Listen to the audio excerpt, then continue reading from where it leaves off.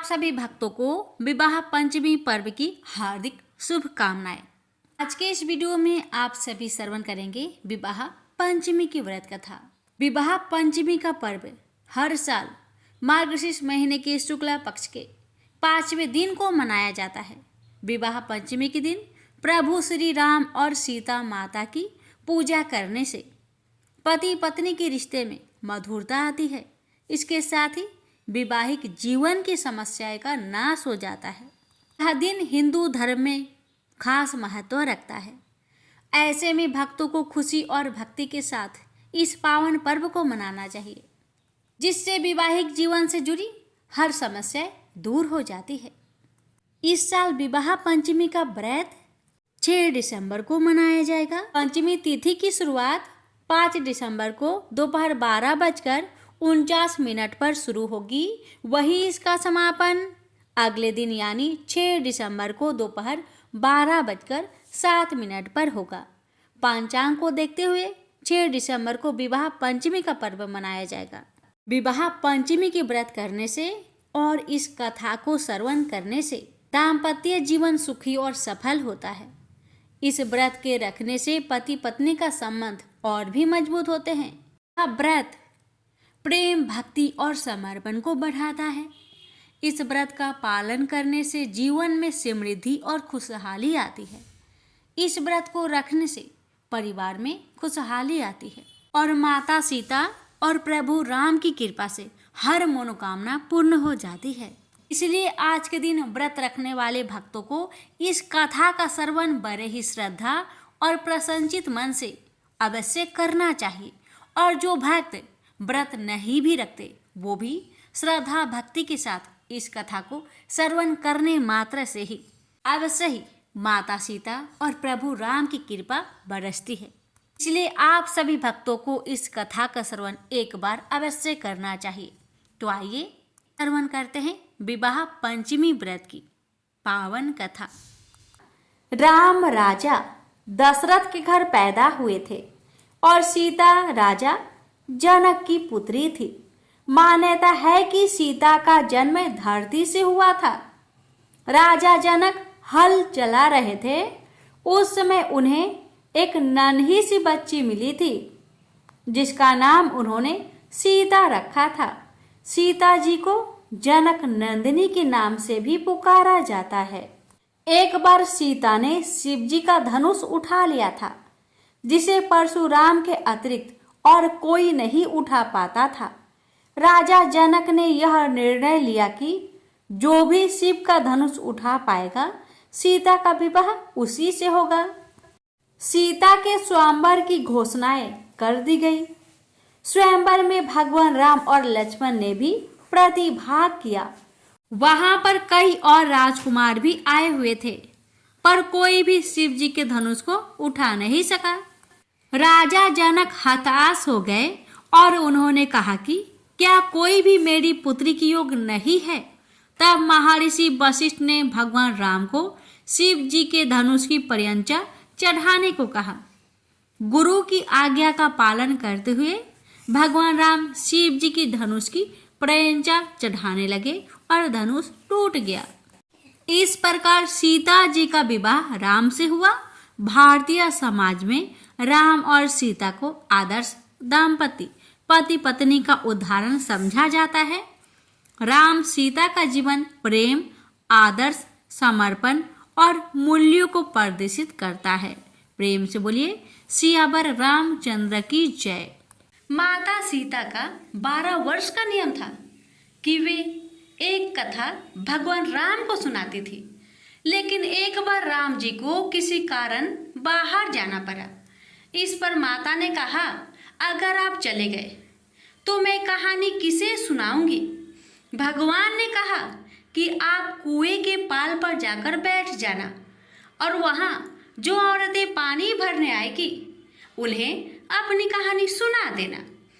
देवी सीता ने बिल्कुल वैसा ही किया और कुएं के पास जाकर बैठ गई। तभी एक स्त्री आई। उसने रेशम की साड़ी पहन रखी थी और सोने का घड़ा ले रखा था। सीता माता उसे देखकर कहती है कि बहन, मेरा 12 वर्ष का नित्य नियम सुन लो। लेकिन उस स्त्री ने उनका नियम सुनने को मना कर दिया और बिना सुने वहां से चली गई। थोड़ी देर बाद उसकी रेशम जरी की साड़ी फट गई। सोने का घड़ा मिट्टी के घड़े में बदल गया। ये देख उसकी सास उस पर गुस्सा किया और कहा कि किसका दोष अपने सिर लेकर आई है। सास की बात सुनकर बहू ने सारी बात अपनी सास को सुना दी। अगले दिन ही वही साड़ी और घड़ा लेकर सास कुएं पर गई। माता सीता वहीं पर थी और औरत को देखकर देवी ने कहा कि आप मेरी कहानी सुन लीजिए। सास ने कहा, एक बार नहीं 4 बार सुन लूंगी। माता सीता ने अपना नियम सुनाना शुरू किया। राम आए लक्ष्मण आए, देश के पुजारी आए, नित्य नेम का नेम लाए। आओ राम बैठो राम, तपी रसोई जियो राम। माखन मिश्री खाओ राम, दूध बतासा पियो राम।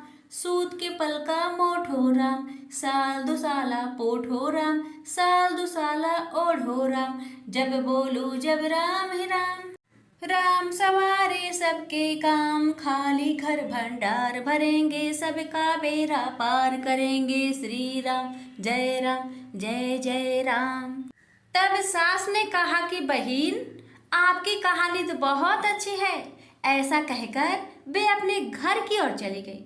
थोड़ी समय बाद उसकी साड़ी रेशम जरी की बन गई और घड़ा सोने का बन गया। बहू के पूछने पर सास ने कहा कि बहू, तू दोष लगा के आई थी और मैं अब दोष उतारकर आ रही हूँ। सास ने कहा, वे कोई साधारण स्त्री नहीं है, बल्कि सीता माता थी। वे पुराने से नया कर देती है, खाली घर में भंडार भर देती है। वह लक्ष्मी जी का वास घर में कर देती है। आदमी की जो भी इच्छा हो उसे पूरा कर देती है। बहू के कहने पर सास ने वही कहानी उसे भी सुना दी और ऐसे ही पूरे मोहल्ले में नित्य नेम की कथा चल पड़ी। प्रेम से बोलिए सिया रामचंद्र की जय। राम लक्ष्मण जी की कहानी। राम लक्ष्मण की कहानी भगवान श्री राम, लक्ष्मण और सीता जी पिता दशरथ जी की आज्ञा से वनवास जाने लगे। रास्ते में सभी तीर्थ गंगा, जमुना, गोमती नदियों में पितृ तर्पण कर वन में कंदमूल फल फूल खाते हुए वन में अपना समय व्यतीत करने लगे। एकम के दिन लक्ष्मण जी ने राम जी की आज्ञा से फल मूल लाकर माँ सीता को दिए। तब माँ सीता ने 4 पत्तल परोसी। तब लक्ष्मण ने पूछा, भाभी माँ, हम 3 हैं, फिर 4 में क्यों परोसा? तब माँ सीता बोली, 1 पत्तल गौ माता की है। राम जी लक्ष्मण जी गौ माता को पत्तल परोसती। तब राम जी ने पूछा, सीता जी, आपने खाना शुरू क्यों नहीं किया? तब सीता माँ बोली, मेरे तो राम कथा सुनने का नियम है। राम कथा सुनने के बाद ही मैं फल ग्रहण करूँगी। तब राम जी बोले, मुझे कथा सुना दो। लक्ष्मण जी बोले, मुझे सुना दो। तब माँ सीता बोली, औरत की बात औरत सुने। आप मेरे पति हो, आप मेरे देवर हो, आपसे कैसे कहूँ? तब लक्ष्मण जी ने सोचा, इस जंगल में कौन औरत मिलेगी। तब लक्ष्मण जी ने अपनी माया से एक नगरी का निर्माण किया। उस नगरी में सब सुख सुविधाएं से युक्त थी। उस नगरी में सब चीज़ें सोने की थी, इसलिए नगरी का नाम सोन नगरी रखा। सभी नगर निवासियों को घमंड हो गया। उस नगरी में कोई गरीब नहीं था। जब सीता जी कुएं पर पानी लेने गई और पानी हारिनों से राम राम किया तो कोई नहीं बोली। थोड़ी देर में एक छोटी कन्या आई। सीता जी उससे राम राम बोली और कहा कि बाई राम कथा सुनेगी। तब वह बोली, मेरे तो घर पर काम है। सीता जी ने कहा, मेरे पति राम और देवर लक्ष्मण भूखे हैं। तब लड़की बोली, मेरी माँ मेरा इंतजार कर रही है। वह लड़की वहाँ से जाने लगी। तब माँ सीता के क्रोध से सारी नगरी साधारण सी हो गई। जब लड़की घर गई तो माँ बोली, बाई, ये क्या हुआ? तब लड़की बोली, मेरे को तो नहीं पता है। वहां पर एक साध्वी बैठी थी, मुझे राम कथा सुनने के लिए बोली, पर मैं तो कथा नहीं सुनी। यदि उसने कुछ किया हो तो पता नहीं। तब उसकी माँ ने उसको वापस जाकर कथा सुनने को कहा। लड़की ने वापस जाकर कथा सुनने से मना कर दिया। तब उसकी बहू बोली, आपकी आज्ञा हो तो मैं कहानी सुनकर आती हूँ। जब बहू कुएं पर गई तो पानी भरे और खाली करे। तब सीता जी ने कहा, आपके घर पर कुछ काम नहीं है क्या? तब वह बोली, माता जी, मैं तो सारा काम करके आई हूँ। तब माँ सीता बोली, तू मुझे माँ कहकर बुलाई, यदि तुझे समय हो तो मेरी राम कहानी सुन लोगी? तब वह बोली, माता जी, कहानी सुनाओ, मैं प्रेम से कहानी सुनूंगी। चंदन चौकी मोतिया हार, राम कथा माहड़े हिड़बिड़ो आधार। राम कथा सुनाऊं, राम ने मनाऊं, राम कहे तो परदेश में जाऊं।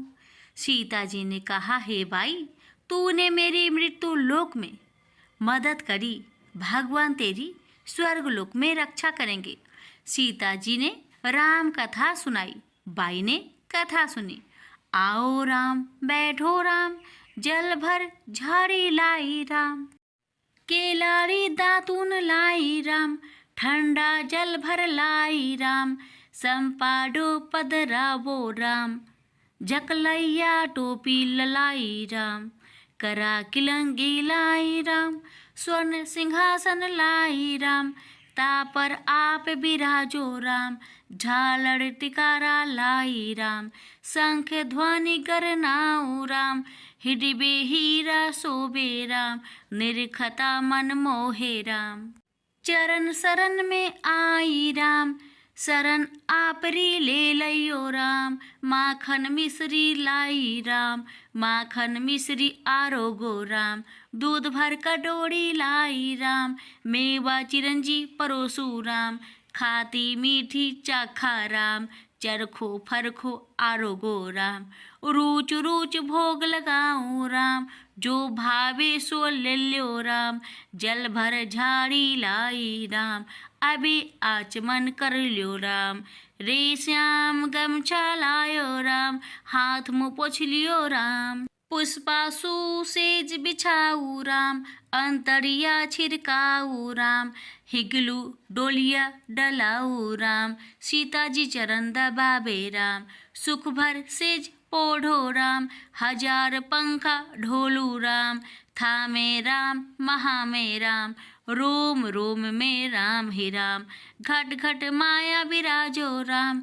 मुख में तुलसी बोलो राम, खाली मिजाज काई काम। जब बोलो जब राम ही राम, बोलो पंछी राम राम। पूर्ण होवे मंगल काम। राम कथा पूर्ण हुई तो सीता जी ने कहा, हे भाई, तूने मेरी राम कथा सुनी, मेरी सहायता की। राम जी, लक्ष्मण को जिमाया है, भगवान तेरी भी रक्षा करेंगे, तुझे स्वर्ग का सुख मिलेगा। सीता माता ने उपहार स्वरूप अपने गले का हार दे दिया। जब वह घर गई तो उसके मटका सब सोने के हो गए।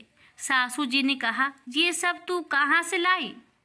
मैं माँ सीता से राम कथा सुनी, ये इसी का फल है। सासू जी ने कहा, प्रतिदिन राम कथा सुनाना। बाई को राम कथा सुनते हुए बहुत दिन हो गए। अब उसने माँ सीता से पूछा, इसका उद्यापन विधि बतलाओ। तब सीता जी ने कहा, 7 लड्डू लाना, 1 नारियल लाना, उसके 7 भाग करना। 1 भाग मंदिर में चढ़ाना, जिससे मंदिर बनावे जितना फल होता है। 1 भाग सरोवर के किनारे गाड़ देना, जिससे सरोवर खुदवाने जितना फल होता है। 1 भाग भागवत गीता पर चढ़ाना, जिससे भागवत गीता पाठ करवाने जितना फल होगा। 1 भाग तुलसी पर चढ़ाना, जिससे तुलसी विवाह जितना फल होगा। 1 भाग कवाड़ी कन्या को देवे, जिससे कन्या विवाह जितना फल होगा। 1 भाग सूरज भगवान को चढ़ाना, जिससे 33 करोड़ देवी देवता को भोग लगाने जितना फल होगा। अब उसने विधि पूर्वक उद्धापन कर दिया। माता सीता के पास आई। माता, मैंने तो विधि पूर्वक उद्यापन कर दिया, अब 7 दिन बाद बैकुंठ से विमान आएगा। गांव के सारे लोग एकत्र हो गए और पूछने लगे कि भाई, तूने ऐसा कौन सा धर्म पुण्य किया? गीता, भगवत गीता के पाठ किए, हमें भी बताओ। तब बाई ने कहा, मैंने तो माता सीता से प्रतिदिन राम कथा सुनी और नियम से उद्यापन किया। तब समस्त ग्रामीण राम कथा सुनने की जिद करने लगे। तब बाई राम कथा कहने लगी और सब नर नारी सुनने लगे। राम कथा संपूर्ण होते ही समस्त नगरी सोने की हो गई। बाई ने कहा, जो कोई राम कथा सुनेगा उसको मेरे समान ही फल मिलेगा। सब राम लक्ष्मण की जय जयकार करने लगे और विमान स्वर्ग में चला गया। 7 स्वर्ग के दरवाजे खुल गए। पहले द्वार पर नाग देवता, समस्त देवी देवता पुष्प वर्षा करने लगे। देवताओं ने पूछा कि तूने क्या पुण्य किया? तब उसने कहा, मैंने राम लक्ष्मण जानकी की कहानी सुनी। तू समस्त देवताओं ने कहा, वर मांग। तब उसने कहा, मेरे तो सब सिद्धियां है, मुझे यह वर दो कि जो भी श्रद्धा व भक्ति से राम कथा, राम लक्ष्मण जानकी की कहानी सुनेगा उसको मेरे समान ही फल मिले। सभी देवताओं ने पुष्प वर्षा करते हुए तथास्तु कहा। चारों ओर राम राम की जय जयकार होने लगी। प्रेम से बोलिए सीताराम की जय। लंकापति रावण के वध के बाद जब अयोध्यापति प्रभु श्री राम की कीर्ति दूर दूर तक फैल रही थी और वह मर्यादा पुरुषोत्तम कहलाने लगे, तब एक दिन महादेव शिव की इच्छा भी मर्यादा पुरुषोत्तम श्री राम से मिलने की हुई। पार्वती को संग लेकर महादेव कैलाश पर्वत उतरकर अयोध्या नगरी के रास्ते चल पड़े। भगवान शिव और माँ पार्वती को अयोध्या आया देखकर राम जी बहुत खुश हुए। माता जानकी ने उनका उचित आदर सत्कार किया और स्वयं भोजन बनाने के लिए रसोई में चली गई। इस बीच भगवान शिव ने श्री राम जी से पूछा, आपके सेवक हनुमान जी दिखाई नहीं पड़ रहे हैं? श्री राम बोले, वे बगीचे में हैं। शिव जी ने श्री राम जी से बगीचे में जाने की अनुमति मांगी और पार्वती जी का हाथ थामकर बगीचे में आ गए। बगीचे की खूबसूरती देखकर उनका मन मोहित हो गया। आम के एक घने वृक्ष के नीचे हनुमान जी दीन दुनिया से बेखबर गहरी नींद में सोए थे और एक लय में खराटे से राम नाम की ध्वनि उठ रही थी। चकित होकर शिव जी और माता पार्वती एक दूसरे की ओर देखने लगे। माता पार्वती मुस्कुरा उठी और वृक्ष की डालियों की ओर इशारा किया। राम नाम सुनकर पेड़ की डालियां भी झूमने लगी थी और इनके बीच से भी राम नाम उच्चारित हो रहा था। शिव जी इस राम नाम की धुन में मस्त मगन होकर खुद भी राम राम कहकर नाचने लगे। माता पार्वती जी ने भी अपने पति का अनुसरण किया और अपने कोमल पैर थिरकाने लगी। शिव जी और पार्वती जी के नृत्य से ऐसी झनकार उठी कि स्वर्गलोक के देवतागण भी आकर्षित होकर बगीचे में आ गए और राम नाम की धुन में सभी मस्त हो गए। माता जानकी भोजन तैयार करके प्रतीक्षार्थ थी, परंतु संध्या घिरने तक भी अतिथि नहीं पधारे। तब अपने देवर लक्ष्मण जी को बगीचे में भेजा। लक्ष्मण जी तो स्वयं को श्री राम का सेवक ही मानते थे। अब बगीचे में आकर जब उन्होंने धरती पर स्वर्ग का नजारा देखा तो खुद भी राम नाम की धुन में झूम उठे। महल में माता जानकी परेशान हो रही थी कि अभी तक भोजन ग्रहण करने कोई भी क्यों नहीं आया। उन्होंने श्री राम जी से कहा, भोजन ठंडा हो रहा है, चलिए हम ही जाकर बगीचे में से सभी को ले आए। जब राम जी बगीचे में गए तो वहां राम नाम की धुन मची हुई थी। हनुमान जी गहरी नींद में सोए हुए थे और उनके खराटों से अभी तक राम नाम निकल रहा था। श्री राम भाव विहल हो उठे। राम जी ने हनुमान जी को नींद से जगाया और प्रेम से उनकी तरफ निहारने लगे। हनुमान जी प्रभु को आया देख शीघ्रता से उठ खड़े हुए। नित्य की सभा भंग हो गई। शिव जी खुले कंठ से हनुमान जी की राम भक्ति की सराहना करने लगे। हनुमान जी सकुचाए लेकिन मन ही मन खुश हो रहे थे। श्री सिया राम ने भोजन करने का आग्रह भगवान शिव जी से किया। तभी लोग महल में भोजन करने के लिए चल पड़े। माता जानकी भोजन परोसने लगी। हनुमान जी को भी श्री राम जी ने पंक्ति में बैठने का आदेश दिया। हनुमान जी बैठ तो गए, परंतु आदत ऐसी थी कि राम जी के भोजन करने के उपरांत ही सभी लोग भोजन करते थे। आज श्री राम के आदेश से पहले भोजन करना पड़ रहा था। माता जानकी हनुमान जी को भोजन परोसती जा रही थी, पर हनुमान जी का पेट ही नहीं भर रहा था। सीता जी कुछ समय तक तो उन्हें भोजन परोसती रही, फिर समझ गई इस तरह से हनुमान जी का पेट नहीं भरेगा। उन्होंने तुलसी के एक पत्ते पर राम नाम लिखा और भोजन के साथ हनुमान जी को परोस दिया।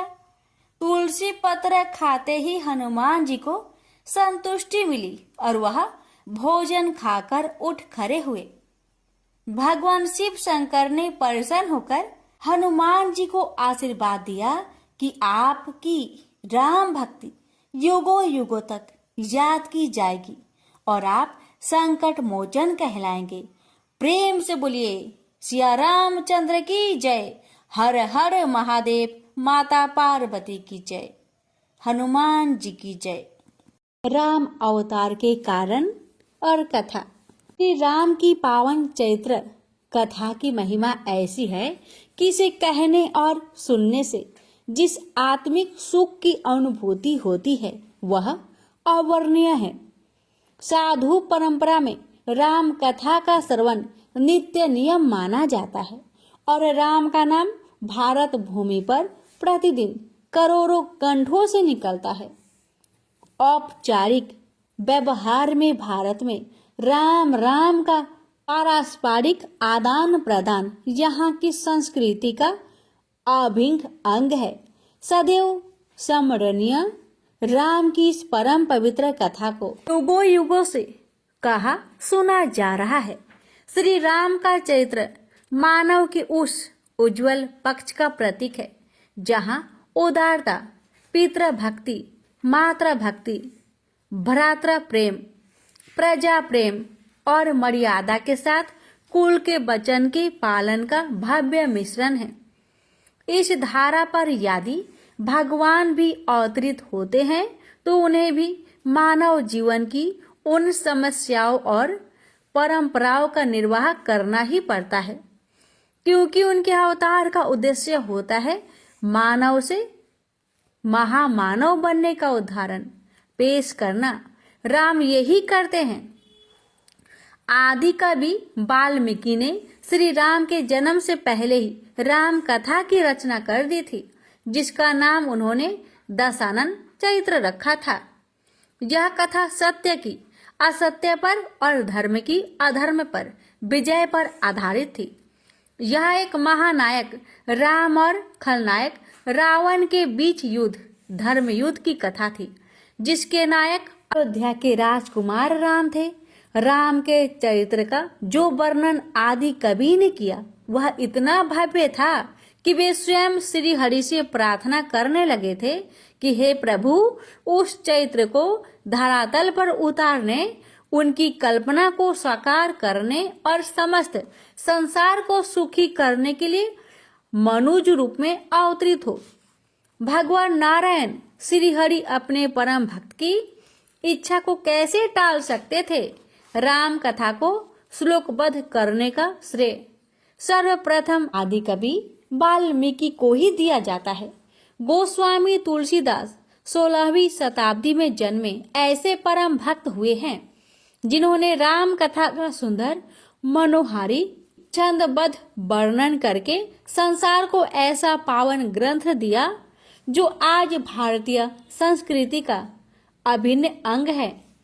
ऐसा कोई हिंदू परिवार न होगा जिसके पास यह पावन ग्रंथ न हो और इसका नित्य पाठ न होता हो। तुलसीदास के विषय में कहा जाता है कि उन्होंने यह पावन कथा राम भक्त हनुमान के मुख से सुनी थी और इसमें उन्होंने राम जन्म के कारणों का बड़ा सुंदर वर्णन किया। इस महाकाव्य भाषा शैली और तारमयता को देखकर यह मानवीय कार्य नहीं लगता।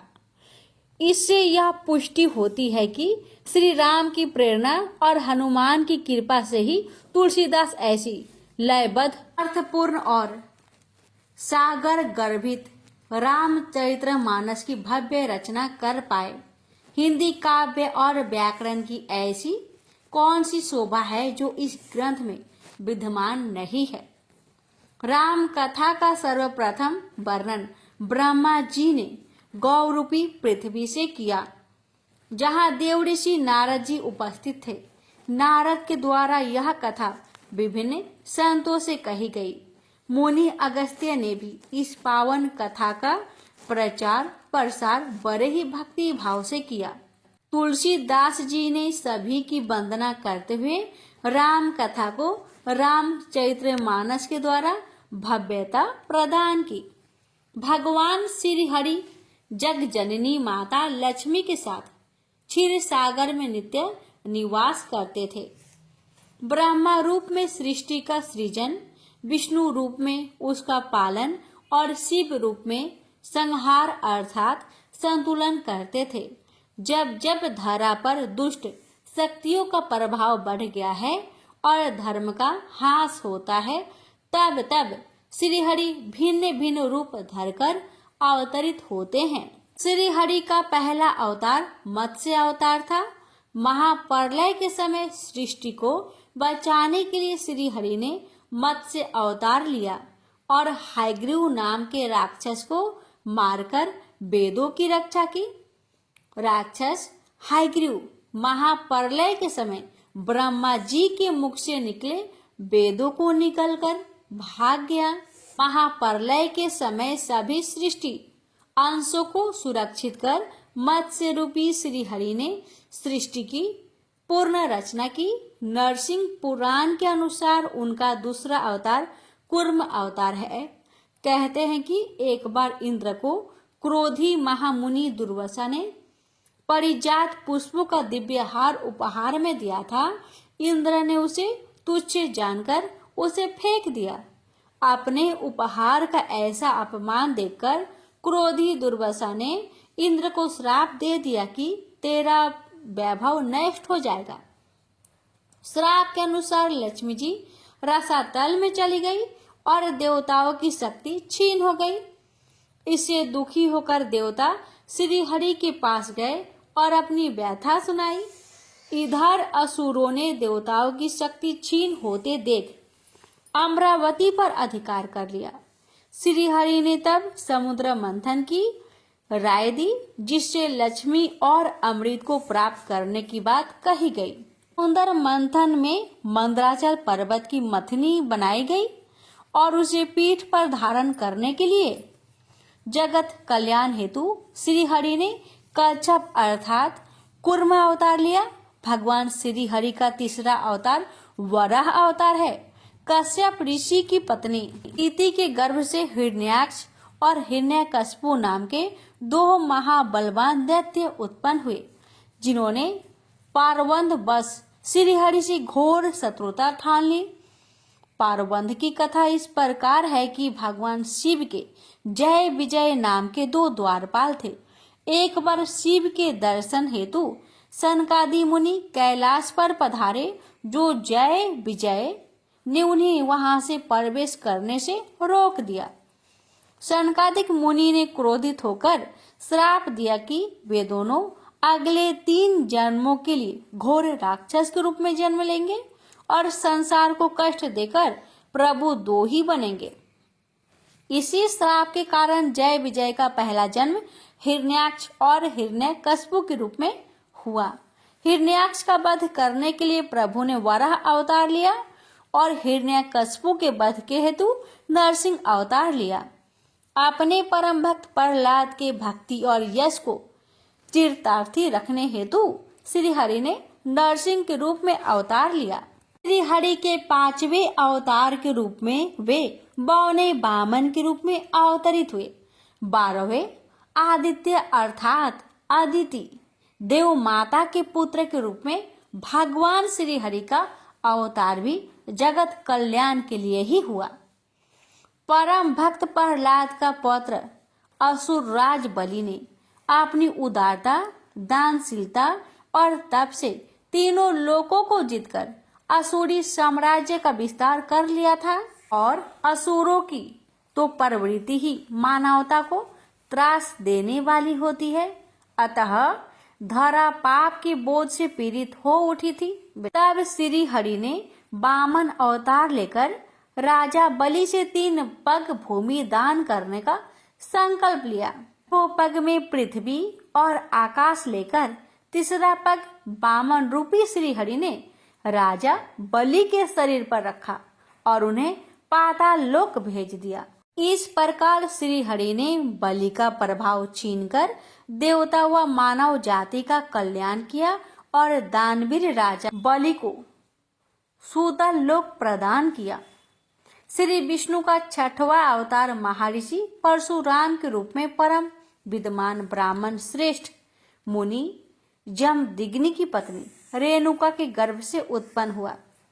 उस समय हेहय वंश का कुर्मकर्मा महाबली राजा पार्थ बड़ियाजुन था, जिसे सहस्त्र बाहु के नाम से भी जाना जाता है। वह संसार को दारुण दुख दे रहा था। उसका दुर्भाग्य की काल की प्रेरणा वह एक बार महर्षि जमदग्नि के आश्रम में असंख्य सेना सहित आ गया। यहाँ मुनि दंपति ने उनका अच्छा स्वागत सत्कार किया और कई अछोहिनी सेना को तृप्त किया। यह सब संभव हो सका था कामधेनु की पुत्री नंदिनी गाय के कारण। सहस्त्र बाहु ने महर्षि जमदग्नि से नंदिनी को मांग लिया। महर्षि द्वारा विनय पूर्वक इनकार कर देने पर सहस्त्र बाहु ने उनका अपमान किया और बलपूर्वक गौ माता को ले गया। जब महर्षि परशुराम को यह समाचार मिला तो अत्यंत क्रोध में फरसा उठाकर उन्होंने हेहय क्षत्रियों के विनाश की प्रतिज्ञा की। परशुराम ने 21 बार युद्ध करके अकेले ही हेहय वंश का विनाश कर दिया और संसार में शांति व धर्म की स्थापना की। परशुराम का अवतार अमर तत्व का था, अतः वे सृष्टि प्रत्न जीवित रहने वाले कहे जाते हैं। राम और कृष्ण के अवतार में उनकी उपस्थिति थी। श्री हरि का राम अवतार त्रेता युग में पहला परशुराम का और दूसरा श्री राम अवतार था। श्री राम के अवतार के कारण कई थे। कश्यप और अदिति ने घोर तपस्या से श्री हरि को प्रसन्न करके उनसे अपने पुत्र रूप में अवतरित होने का वरदान प्राप्त किया था। फिर यही दोनों मनु और शतरूपा के रूप में जन्मे और पुनः श्री हरि की तपस्या कर उनसे यही वर प्राप्त किया। त्रेता युग में यही अयोध्या नरेश दशरथ और महारानी कौशल्या के रूप में जन्मे। श्री हरि ने उनकी घोर तपस्या से प्रसन्न होकर उनके पुत्र के रूप में जन्म लिया। यह प्रभु श्री राम के अवतार का एक प्रमुख कारण था। श्री हरि ने मनुज राम रूप में जन्म लेने का एक और रोचक कारण देवऋषि नारद का कौतुक भरा चरित्र रहा है। जो प्रभु के परम भक्त है, देवऋषि नारद का चरित्र बड़ा ही रोचक और कौतुकपूर्ण है। उन्हें सृष्टि का प्रथम संवाददाता कहना अतिशयोक्ति न होगी। वे जन कल्याण हेतु राजनीति का भी प्रयोग करते हैं। 2.5 घड़ी से अधिक एक स्थान पर न ठहरने वाले देवऋषि नारद निरंतर बीना की मधुर ध्वनि पर नारायण नारायण का जप करते हैं। एक बार नारद जी ने हिमालय पर्वत पर एक रमणीक स्थान देखा तो निर्मल वृद्धि के कारण उनकी वही समाधि लग गई। देव समाज में इंद्र एक ऐसे संकालु देवता है जो साधारण व्यक्ति द्वारा तप करने पर भी विचलित हो उठते हैं कि कहीं वह उनका इंद्र आसन ना छीन ले। अब जबकि नारद जी समाधि हो गए तो इंद्र का संकित हो जाना और भी स्वाभाविक था। देव ऋषि तप करके कहीं उनका इंद्र आसन तो प्राप्त नहीं करना चाहते। इसी शंका के चलते देवराज इंद्र ने अपने मित्र कामदेव की सहायता ली। कामदेव किसी भी विधि से देव ऋषि की समाधि भंग न करा सके और अंततः उनके चरणों में नत हो गए। प्रभु की ऐसी प्रेरणा हुई कि नारद जी के मन में काम विजेता होने का अभिमान हो गया। नारद जी ने इसे अपनी उपलब्धि मानकर ब्रह्मा जी, शिव जी और फिर श्री हरि विष्णु को जा सुनाई। श्री हरि ने अपने इस परम प्रिय भक्त के अभिमान को दूर करने के लिए एक माया रच डाली। इस माया से श्री हरि ने एक सुंदर नगर, वहां का वैभवशाली राजा और अत्यंत रूपवती राजकन्या विश्व मोहिनी का सृजन किया और ऐसा संयोग बनाया कि नारद जी उस नगर में कौतूहल बस पहुंच गए। आज से पूर्व उन्होंने न वह नगर कभी देखा था और न उसका नाम सुना था। उन्होंने कभी ऐसा अपूर्व सुंदरी भी न देखी थी जिसकी हस्तरेखाओं में उसका वर तीनों लोकों का आधिपति होगा, ऐसा लिखा था। माया के भ्रम में फंसे नारद जी सीधे बैकुंठ पहुंचे और श्री हरि की स्तुति करके उनसे हरि का रूप मांग लिया। श्री हरि तो कुछ और ही लीला कर रहे थे, अतः उन्होंने नारद जी को हरि अर्थात बानर का रूप दे दिया। विश्व मोहिनी के स्वयंवर में बानर रूपी नारद जी का बड़ा ही अपमान हुआ और विश्व मोहिनी को श्री हरि विष्णु भगवान ही वर ले गए। ऐसे में देव ऋषि को क्रोध आना स्वाभाविक ही था। भक्तों को भगवान ने यह अधिकार दिया भी है। नारद जी क्रोध से भरे बैकुंठ पहुंचे तो लक्ष्मी रूप में विश्व मोहिनी को देख सब समझ गए। देव ऋषि नारद बोले, आहा, तो यह कारण था मुझे बानर रूप देने का। इस सुंदरी पर तो आपकी दृष्टि थी। सर्वेश्वर हो तो किसी से भी कपट करने से भय नहीं मानते, लेकिन इस बार आपने मुझसे ही शत्रुता ले ली है। उस देव ऋषि को ही क्रोधित कर दिया। इसने कामदेव को जीता था। प्रभु, आपने यह उचित नहीं किया। आपने देव ऋषि को स्त्री वियोग का अपार कष्ट दिया है। मेरा श्राप है कि आपको भी स्त्री वियोग की पीड़ा सहने के लिए मानव रूप में अवतार लेना होगा और पीड़ा में सहायता हेतु उन्हीं बानरों का भय देना होगा जिनका रूप देखकर आपने मेरा घोर अपमान किया है। मेरा यह श्राप मिथ्या नहीं हो सकता। श्री हरि ने उस श्राप को स्वीकार किया और अपनी माया समेट ली। नारद जी को सत्य का भान हुआ तो स्तब्ध रह गए और प्रभु से क्षमा याचना करने लगे। श्री हरि ने उन्हें बोध कराया कि वह सब उन्हीं की प्रेरणा से विशेष कार्य संपादन हेतु किया गया है, अतः उन्हें गलानी करने की आवश्यकता नहीं है। इस प्रकार श्री हरि के राम अवतार के कई कारण में से एक कारण ये भी रहा। अन्य कारणों में से एक कारण ये भी था कि संसार में रावण व कुंभकर्ण के अत्याचारों से सुर, नर, मुनि, धेनु आदि सभी अत्यंत पीड़ित होने लगे थे। वास्तव में रावण कुंभकर्ण के रूप में शिव जी के द्वारपाल जय विजय का ही पूर्ण जन्म हुआ था। इन्हें श्री हरि ने राम अवतार लेकर मुक्ति प्रदान की थी। प्रेम से बोलिए जय सिया राम। अब सुनिए हर व्रत कथा के बाद सुनी जाने वाली लापसी तापसी की कथा। एक लापसी था, एक तपसी था। तपसी हमेशा भगवान की तपस्या में लीन रहता था। लापसी रोजाना सवा सेर की लापसी बनाकर भगवान का भोग लगाकर जीम लेता था। एक दिन दोनों लड़ने लगे। लापसी बोला, मैं रोज भगवान की तपस्या करता हूँ, इसलिए मैं बड़ा हूँ। लापसी बोला कि मैं रोज भगवान को सवा सेर लापसी का भोग लगाता हूँ, इसलिए मैं बरा हूं। नारद जी वहां से गुजर रहे थे। दोनों को लड़ता देखकर उनसे पूछा कि क्यों तुम लड़ रहे हो। लाप्सी ने खुद को बड़ा होने का कारण बताया और तपसी ने अपना कारण बताया। नारद जी बोले, तुम्हारा फैसला मैं कर दूंगा। दूसरे दिन लाप्सी और तपसी नहाकर अपनी रोज की भक्ति करने आए तो नारद जी ने छुपकर 1.25 करोड़ की एक एक अंगूठी उन दोनों के आगे रख दी। तपसी की नजर जब अंगूठी पर पड़ी तो उसने चुपचाप अंगूठी उठाकर अपने नीचे दबा ली। लाप्सी की नजर अंगूठी पर पड़ी लेकिन उसने ध्यान नहीं दिया। भगवान को भोग लगाकर लाप्सी खाने लगा। नारद जी सामने आए तो दोनों ने पूछा कि कौन बरा।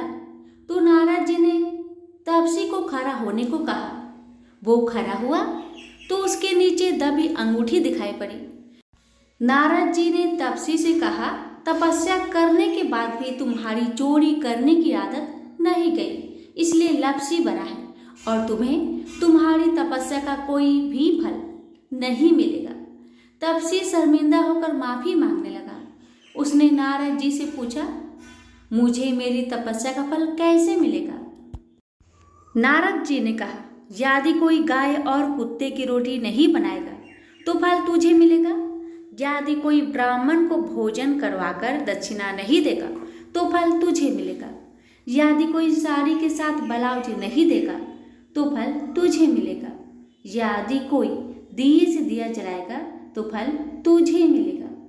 यदि कोई सारी कहानी सुने लेकिन तुम्हारी कहानी नहीं सुने तो फल तुझे मिलेगा। उसी दिन से हर व्रत कथा कहानी के साथ लाप्सी तपसी की कहानी भी सुनी और कही जाती है। प्रेम से बोलिए लक्ष्मी नारायण की जय।